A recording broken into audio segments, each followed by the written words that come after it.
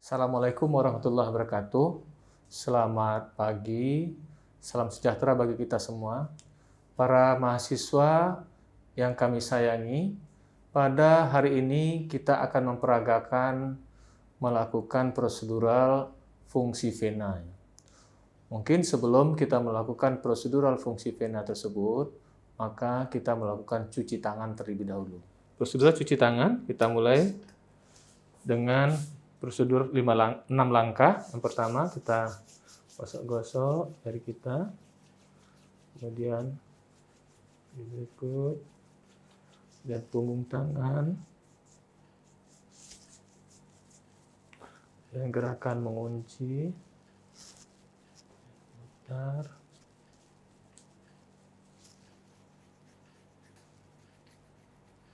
Baik, setelah melakukan tindakan cuci tangan, kita melakukan persiapan alat yang dimulai dengan satu, kita persiapkan spade. Di sini ada spade 5 cc, kemudian tabung darah, ini tabung darah, kemudian gunting untuk plester, kemudian plester, kemudian tourniquet, dan juga kita sediakan ini alkohol swab untuk desinfeksi. Kemudian juga kita siapkan belangku-belangku pemeriksaan. Ya, selanjutnya kita akan melakukan inform consent kepada pasien. Assalamualaikum warahmatullahi wabarakatuh. Selamat pagi, Pak. Selamat pagi, dokter. Ya, perkenalkan saya Dr. Mukhyarjon ya, dokter yang bertugas pada hari ini. Bapak, menurut hasil rekam medik Bapak, kami perlu melakukan suatu tindakan yang disebut dengan fungsi vena, Pak. Jadi fungsi vena adalah tindakan penusukan pada pembuluh darah vena Bapak untuk mengambil sampel darah Bapak guna untuk kita periksa di laboratorium dalam rangka menegakkan penyakit Bapak. Mungkin dalam pelaksanaannya nanti Pak, kita akan melakukan penusukan pada pembuluh darah vena Bapak di lengan kanan. Mungkin dalam penusukan itu mungkin ada sedikit nyeri, kemudian bisa juga terjadi perdarahan atau risiko infeksi. Namun Bapak, dengan prosedur yang kami lakukan, mudah-mudahan segala risiko tadi dapat diminimalisir. Apakah Bapak bersedia? Bersedia, Dok. Ya.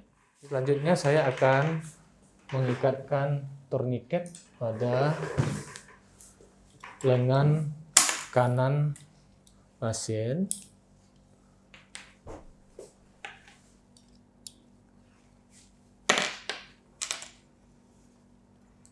Kira-kira 3 jari dari fossa cubiti seperti ini, kemudian dieratkan. Dan selanjutnya saya mengidentifikasi tempat pengambilan darah, yaitu di vena cephalica ya. Ya, sekitar sini ya. Nah, setelah kita mengidentifikasi letak vena cephalica dan basilicanya di fossa cubiti, ini namanya fossa cubiti. Ini yang menonjol adalah venanya, maka kita terlebih dahulu memakai handscoon. Dan langkah selanjutnya kita melakukan tindakan asepsis dan antiseptik pada pasien dengan alkohol swab. Kita melakukan mengusap alkohol pada permukaan vena yang akan kita ambil. Kemudian selanjutnya kita ambil jarum suntik ukuran 5 cc dan kita buka. Kemudian kita siapkan tabung darahnya untuk menampungnya. Kemudian kita suruh pasien mengepalkan, membuat tinju ya, mengepalkan tangan, dan sehingga venanya akan lebih jelas terlihat. Kita lakukan penusukan di permukaan atas vena yang kita inginkan. Dalam hal ini saya memilih vena cephalica dengan mandrin ke arah atas dan dengan sudut kira-kira 30 derajat. Kemudian saya lakukan penusukan secara pelan-pelan menuju vena yang kita inginkan. Kemudian sampai nanti jarumnya masuk ke dalam pembuluh darah venanya yang ditandai dengan naiknya darah ke pangkal jarum, atau bisa kita ketahui juga dengan menarik. Namun sebelum itu kita lepaskan dulu turniketnya seperti ini, dan baru kita lakukan aspirasi. Sampai kita mendapatkan jumlah darah yang kita inginkan. Setelah kita mendapatkan jumlah darah yang kita inginkan, kita taruh kasa alkohol atau kapas alkohol di tempat suntikan dan kita lakukan penekanan. Kemudian secara pelan-pelan jarum kita tarik sampai keluar. Kemudian kita minta pasien untuk membantu menekan kasa alkohol atau swab ini. Nah, ini adalah tabung vakum. Darah akan secara otomatis terhisap ke dalam tabung ini. Kemudian setelah darah masuk ke dalam tabung, maka jarumnya kita tarik kembali dan kita tutup seperti tadi lagi. Kemudian jarum bekasnya kita buang ke tempat pembuangan jarum yang sudah disediakan. Selanjutnya kita buka handscoon, kemudian cuci tangan kembali.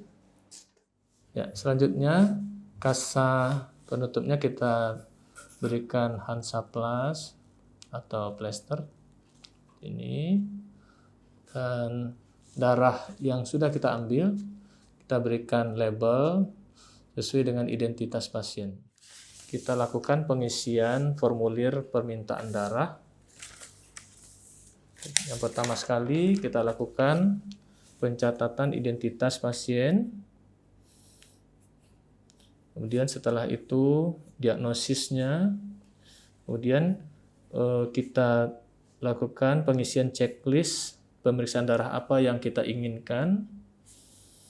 Misalnya darah rutin, kemudian kimia darah, atau kalau kita melakukan permintaan untuk transfusi, kita lakukan juga pengisian jenis darah apa yang kita inginkan, apakah itu PRC atau trombosit dan lain-lainnya. Kemudian juga pengisian identitas pasien, golongan darahnya, kemudian diagnosisnya, kita lengkapi pengisiannya, kemudian kita tanda tangan. Nah, setelah itu darah yang kita sudah ambil siap untuk kita kirimkan. Selanjutnya silakan Pak. Ya, Pak Widi, kita sudah selesai melakukan pengambilan darah tadi. Mungkin Pak Widi ada pertanyaan? Enggak ada. Nggak ada. Terima kasih Pak atas kerjasamanya.